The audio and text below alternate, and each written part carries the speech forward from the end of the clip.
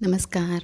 आज मी चालले होते आमच्या गाडीकडे की गाडीवरती ना खूप धूळ झालेली होती आणि आता उन्हाळ्यात कसं होतं ना धूळ येते आणि जवळच रोड आहे त्याच्यामुळे ना धूळ बरीच येते. तर म्हटलं चला की शंभू पण झोपलेला आहे आणि तोपर्यंत थोडं थोडं झटकून येऊया आपण आणि यांना सुट्टी असेल तर हे धुवून घेतात गाडी. पण थोडंफार असं झटकलं ना तर धूळ कमी होते. असं वाटतं की ह्या गाडीला कोणी काढतं का नाही की अशी एवढी धूळ साचलेली होती याच्यावरती. आणि शंभू जागा असेल तर मग त्याच्यामध्ये लुडबुड असते. त्याच्यामुळं तो झोपला म्हणून मी आले आणि इकडे बघते तर काय, हे बघा गाडीवरती काय पडलं आहे. आमच्या गाडीची हालत कशी झाली आहे बघा. आणि इथे बिल्डिंगला कलर द्यायला चालू आहे आणि त्यांनी आम्हाला सांगितलंच नाही की तुम्ही गाडी काढा म्हणून.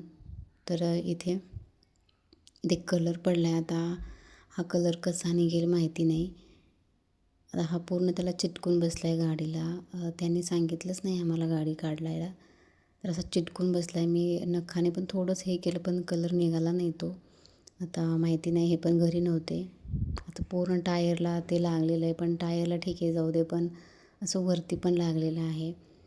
आणि आता मी तर काही करणार नव्हते, पण गाडी पुसून घेतली मी थोडी स्वच्छ.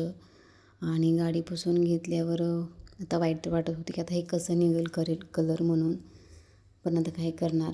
त्यांना मी विचारलं पण तुम्ही का नाही सांगितलं म्हणून. तर ते बोलले की थोडासाच भिंतीला कलर द्यायचा होता आणि त्याने त्यांचा कपडा झाकलेला होता आणि कपडा झाकून पण कलर त्याच्यावरती पडला. हे बघा, ह्या साईडला असं भिंतीला कलर दिला त्यांनी आणि ते असं कलर देताना उडून आला त्याच्यावरती. त्यांनी सांगितलंच नाही आम्हाला. हे असं करतात लोक, कधी सांगतात कधी नाहीच सांगत. त्याच्या अगोदर सांगितलं होतं सुरुवातीला आणि आता यांनी नाही सांगितलं.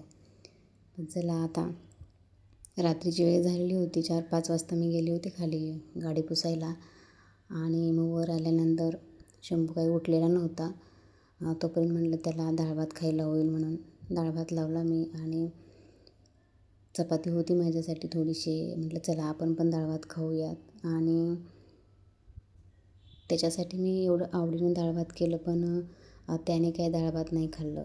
त्याला फक्त ना भातच खायचा होता. आज डाळ त्याच्यावरती टाकून खायचीच नव्हती. म्हटलं की नको, मला डाळ नाही खायची, मला फक्त भात खायचा आहे आणि ते पण मी माझ्या हाताने खाणार, तो नको मला चारू. आणि तो पहिल्यांदा असं स्वतः खातो आहे आणि ते पण कसं अर्धं खाली आणि अर्धं ताटात. टी व्ही बघत बघत त्याचं चालू होतं खायला.